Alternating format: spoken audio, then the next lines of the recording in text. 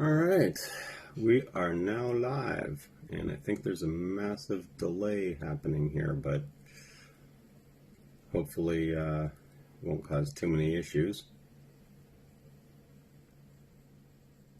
Hmm, I don't know. I don't know.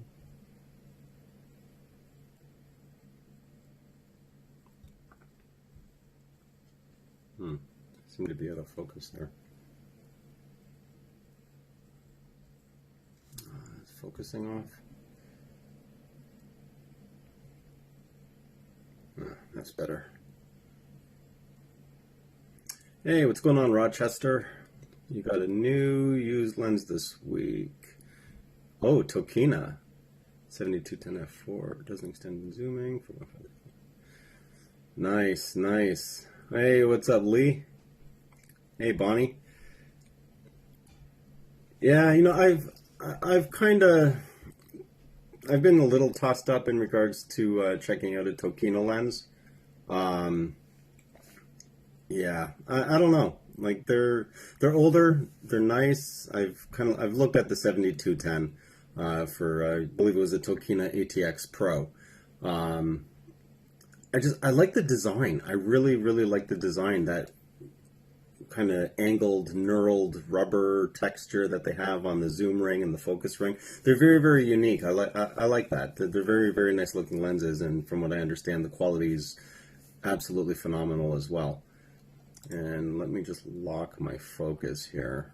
Give me one sec. Lock. There. That's better. That's better. Hey, what's happening, Miguel? You at work, buddy? Hi, Tom. How's it going? Ah, Stone Cold. Good evening. Good evening. So, I wanted to talk about a couple things, just in general photography. I was talking to a good friend of mine. He's got a digital, I guess you can kind of call it a digital media company. He's into AI and storyboarding, storytelling. The thing that he created, it blew me away. But we were talking, and right now he's in the real estate space. He's looking to expand for small businesses and things like that that may need a better online presence to be able to actually tell their story. For example, say a restaurant that specializes in organic foods and that kind of thing. How would you convey the actual story to give people more insight in regards to what your specialty is? So while we were talking about it, he had reached out to me because he's not looking for a professional photographer. He wants someone who has a more, I guess, well-rounded exposure, business-wise, media-wise, creativity-wise, as well as the skills with photography and whatnot. And we came to a conclusion that, as he was explaining what it is that he's looking for, I mentioned to him that he's looking at things the wrong way. Like you can only control so many things that you have control over. But when it comes to the photographer, you don't really have control, because they're the ones who are actually taking the images. Now, the one comment that I had made to him, which has actually been on my mind ever since, is you've got people who can take, just because someone can take a picture with a camera does not automatically mean that that person is a photographer. Anybody can take a device and snap a picture.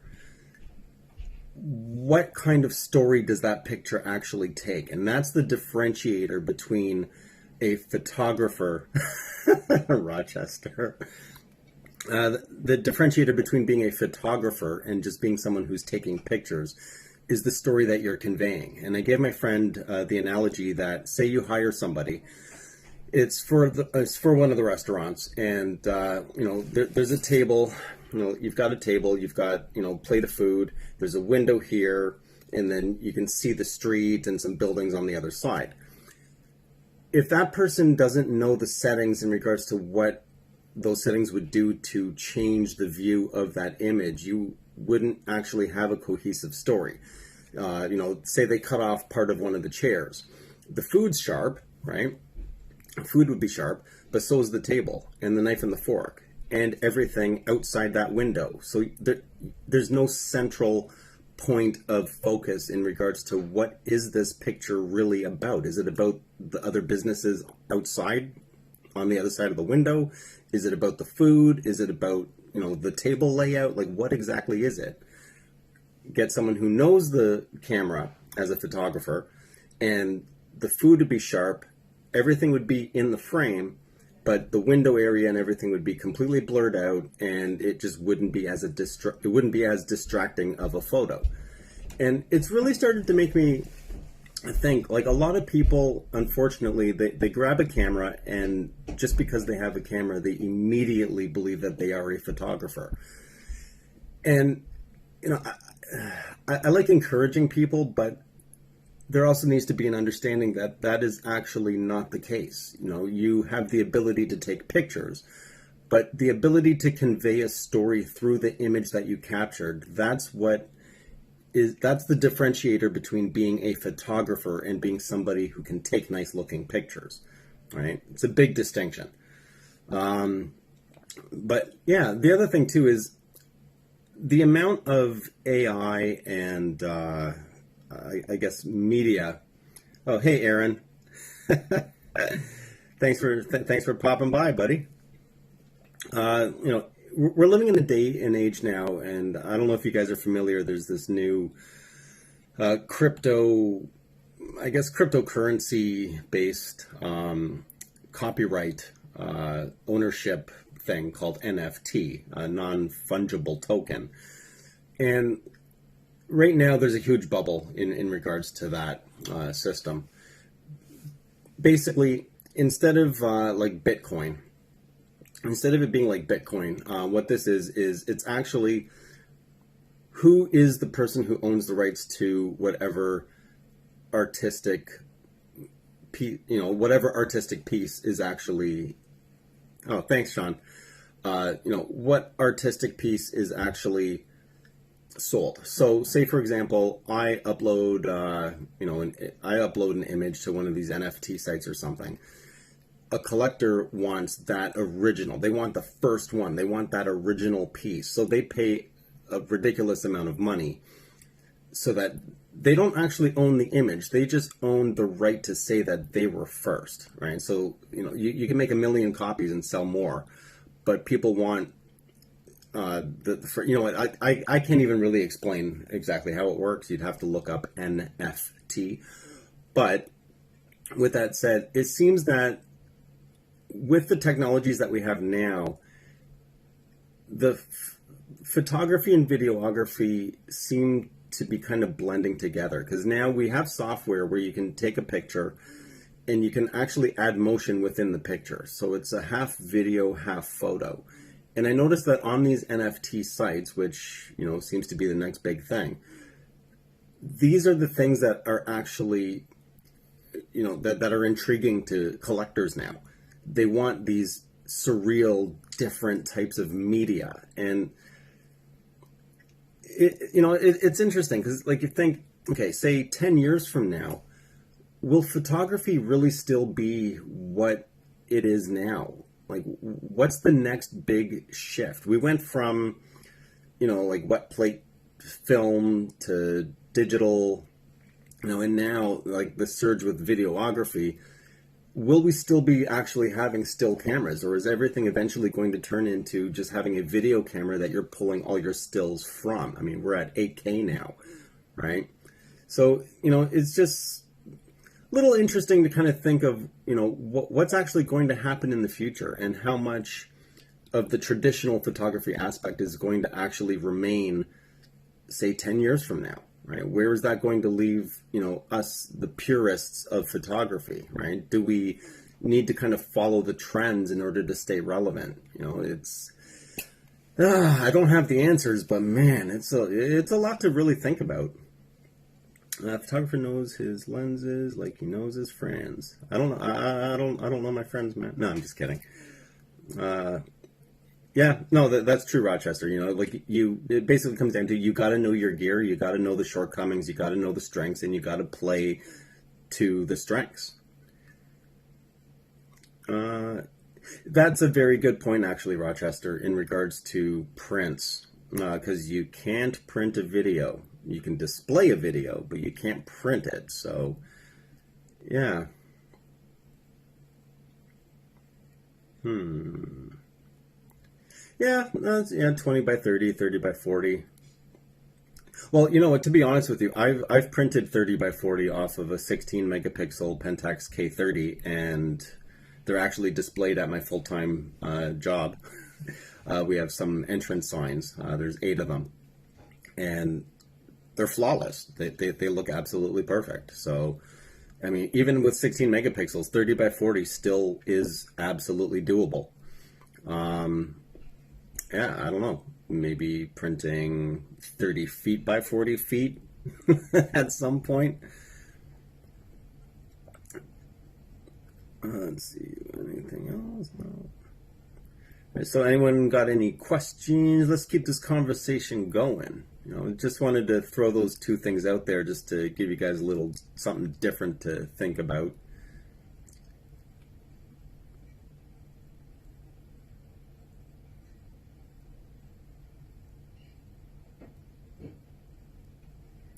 Well, in regards to when I was talking to my buddy who does the whole AI thing, he actually offered me a chance to join in regards to being a consultant, in a matter of speaking, to help him with the creative avenue. He's the media strategy partner or something or other. I don't know, he kind of gave himself his own title in his own company. Uh, you know, so I'm going to be helping him out with figuring out all the ins and outs of the type of imagery and how to put it all together and all that. But yeah, the AI thing he showed me, it was like you type in a sentence, you hit enter, and then the whole AI will just finish the entire story for you. Like in 2 seconds. I couldn't even believe it. Like you could literally write a book in about 5 minutes. Like I don't know. It doesn't make any sense to me. I don't get how he did it, but wow, that's crazy. And I don't know if you guys are aware, but it looks like Pentax made the right call sticking with DSLR. I know Canon's still doing DSLRs, but for how long, who knows? They're pretty much 99% all in on mirrorless. And Nikon actually announced that they are going to no longer be producing the 3000 or 5000 series of DSLRs. So no more entry level, no more mid range. It will now be starting at the 7000 series, so 7500 and up. So, I mean, people complained about the price of the K3 Mark III, but at the same time, they're not the only ones that are, kind of dropping the low price point in their cameras. It seems to be happening across the board. So Pentax is just doing the same thing everyone else is doing. It's just, like I said in the last live video, we just are not used to seeing prices like that at all. We're used to the lower end. But it seems like the camera industry is shifting. A lot of it is mirrorless. The DSLRs are all high-end. And that's pretty much where we're at. And I was reading on Pentax forums. There was a guy, he's from South Korea, Fo-Wan. I can't remember exactly what his name was. I think it was somewhere around those lines. He was actually one of the testers for the K3 Mark III, one of the engineers in regards to autofocus. He had a lot of insight in regards to the autofocus capability of the K3 Mark III. And, oh man, I can't wait. So apparently, with the autofocus coupled with the auto exposure sensor, in regards to eye tracking and subject recognition, the actual focusing capability with a KAF3 or KAF4 lens, so a DC lens or a PLM lens, the camera actually will focus pretty much on par with a Nikon D6. Wait, what? Yeah, those were his words. It's pretty much on par with a Nikon D6. So that's absolutely mind-blowing. However, he did say with screw drive lenses, it's not that great. It's not the full. It's better than what we've ever been used to, but it's still not all that great. So it looks like the camera really requires KAF3 and KAF4 lens in order to take the full capabilities of the camera to the next level. He didn't have any SDM lenses, unfortunately, to test with. But from what he said, this looks extremely, extremely promising. And he mentioned with the screw drive, part of the issue with screw-driven lenses is there's play in that screw mechanism. So when it's because the way the screw drive works, according to what, if I understand what he was saying, it'll focus and then it'll kind of backtrack slightly just to double check and make sure that it's actually in focus. But there's a little bit of play in that slot for the screw, and he was saying that that's actually the issue. The camera has a very powerful built-in motor, but it's that play that always throws off the screw drive, which is why the KF3 and 4 lenses work exponentially better. So yeah, I'm excited to get this camera and see for myself, because I mean, a claim that it's as fast as a D6, that's mind-blowing. So we're talking D500, easily D500 level of autofocus, which we never saw that coming from Pentax. Yeah, Sean, yeah, the future is going to be scary. Like, I mean, who knows what exactly is going to be happening, and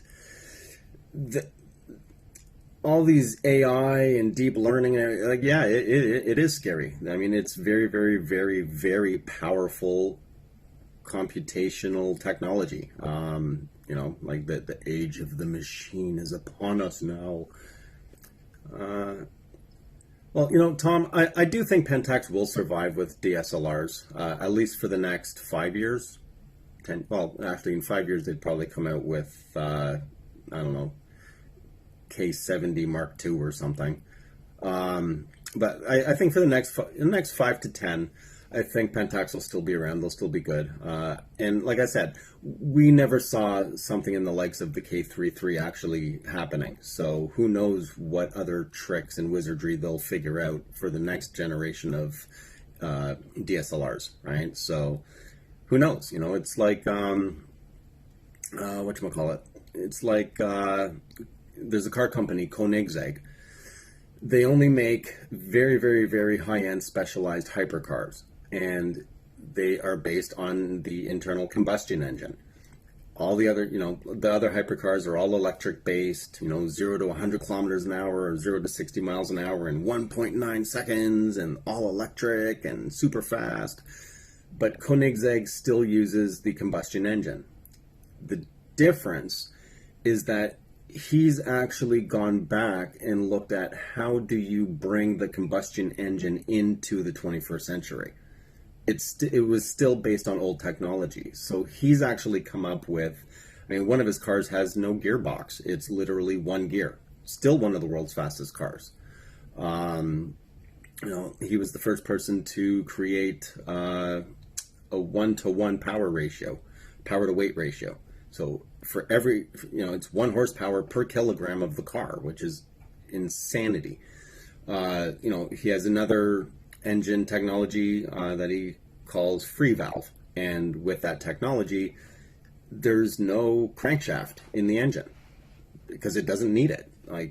So it lowers the weight of the engine. It's a lot more efficient. You can get way more power and use way less fuel to get to that power level, right? So it's just, and I've said this before, it takes a company to really evaluate what they have and just take it to the next level. Just take that chance and reinvent the wheel based on what it is that you're trying to achieve. And I think Pentax has now come to that point where they're looking at the DSLR and they're really doubling down in regards to how can we absolutely make this even better than it was before? Let's really look at it, take it apart, and completely redo the entire system.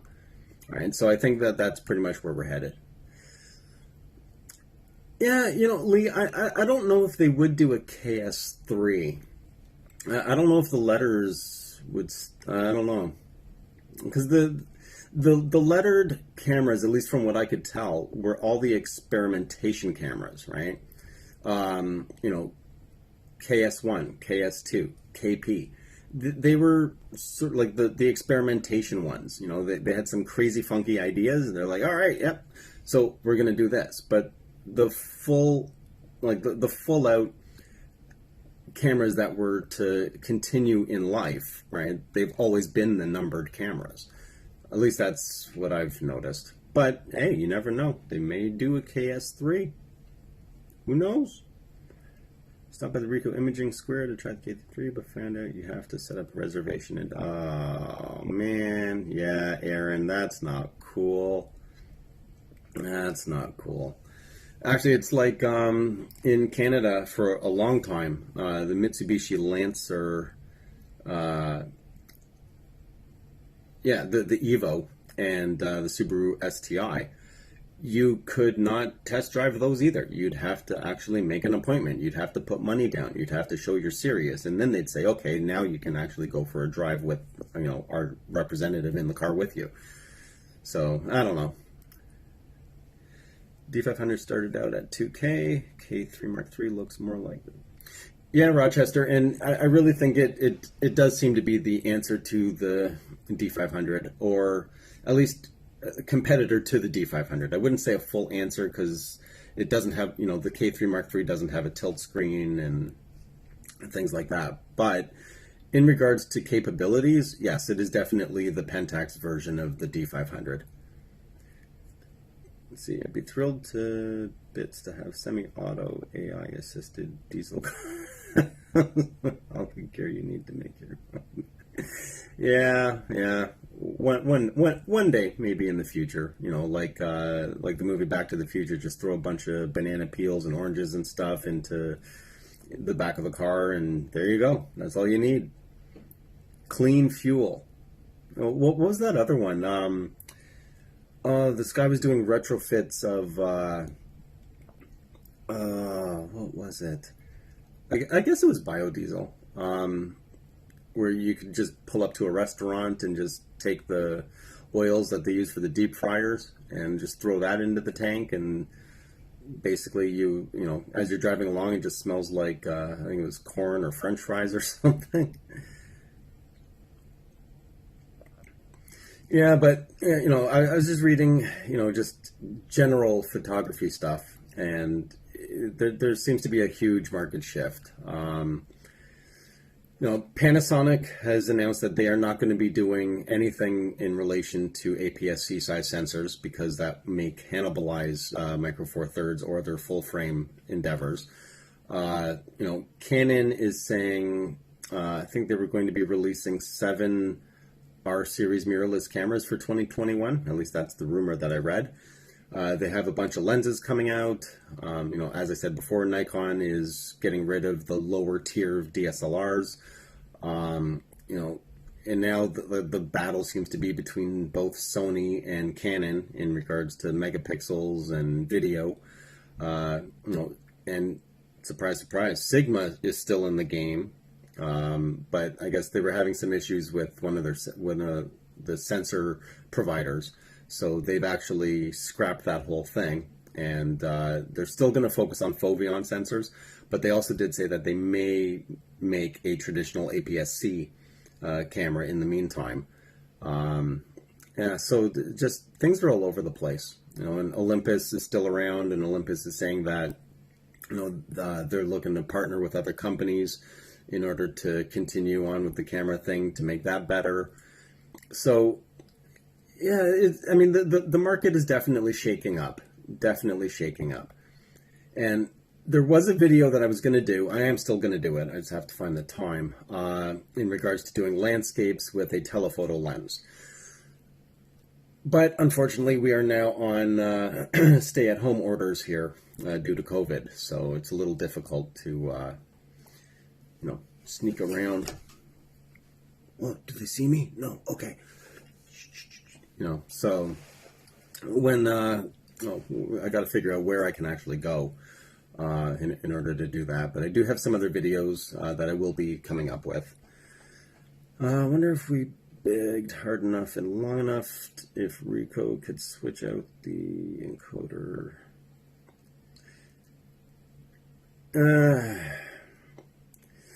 You know what, Rochester? I've used X265. To be honest with you, I'm not a fan. The compatibility just does not actually seem to be there with editors and how conversion, like when you're actually converting the video and playback capability, it's still not quite there.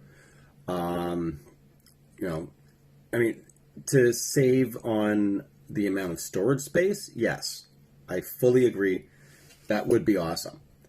But the problem is, it's just the codec itself isn't quite there yet. Not enough people jumped on board for it to really be a viable codec to use realistically compared to X264. Yeah, Cruising Gypsy, that's a hard question because, I mean, the K1 price went down and now it went back up. So, you know, will the K33 go down after a year? Possibly. Would it go down by a whole lot? Most likely no. Maybe a couple $100. Maybe. You know, I don't really... The way the pricing structure seems to be right now, I don't see the monster discounts that we used to see, unless it's coming up to end of life and they just want to get rid of stock. So I wouldn't bet on the K33 price really being that drastically different in a year. I know a lot of people are hoping that it is, just so it's more cost effective for them to be able to purchase the camera. But with the way everything is shaping up, I don't actually see that being realistic anymore, unfortunately. But I could be wrong. I could be wrong. I like the fact that Pentax are sticking with the SLR, but I wish they would forget about video no matter what they do. They'll get stuck. Yeah, Richie, I hear you. You know, but I mean, people know Pentax is not a video-oriented company, right? Like, okay, like you got to keep in mind. So you've got Sony and Canon that are now battling it out entirely, and Panasonic, you know, in regards to video. They are the top three. Like, video is their thing. But then if you actually look at their history, Sony was actually making cine cameras, right? Panasonic was making cine cameras. They were making, you know, the Sony Handycam. They were making video cameras. Canon's been making video cameras. So they already know that market. They, you know, they have an advantage in regards to that. And being able to implement the video elements into a stills camera for them is a lot easier than a company that doesn't have the absolute video capabilities from their past, and it's not part of their history, to implement all these bells and whistles, right? So, you know, just whatever the native sensor can provide is pretty much what we're going to get. It'll be basic video, which in a pinch is better than no video if you actually require video, right? But, you know, it's an inherited ability of shooting video because the sensor actually supports it. So you might as well just throw it in there.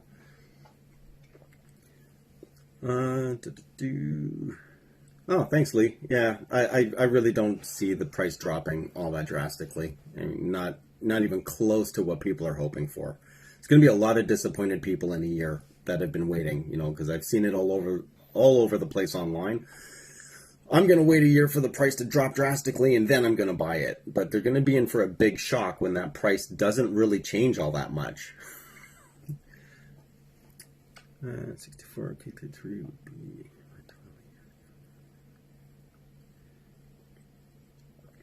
Yeah. Oh, yeah. Oh, it would be... Oh, man. Yeah, Cruising Gypsy from a K5... yeah, K5-1 to a K5 Mark III, that would be a massive jump.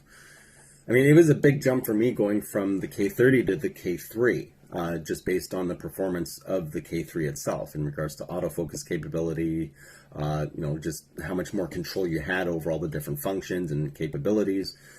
But the K33 is going to just take that, like K30's here, K3's here, and the K33 is going to be like way up here. Dropped off K12 for sensor cleaning, found out.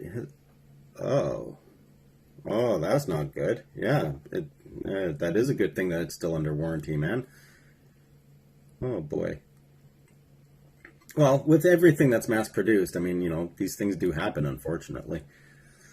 Rochester, I'm finding DNG and Pixel Shift support in Linux apps to be surprisingly good. Oh, yeah?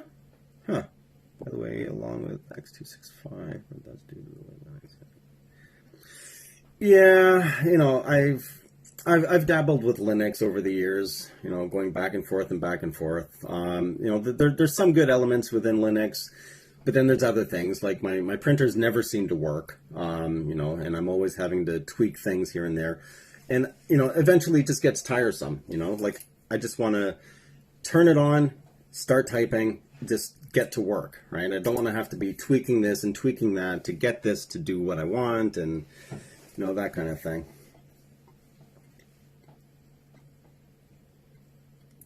Well, okay, fair enough, Richie. You know, I mean, you know, if you don't use video, you don't use video, right? You know, but you know, you don't have to use it even if it's there, right? It's better to have it and not need it than need it and not have it. At least that's what I tell my daughter all the time.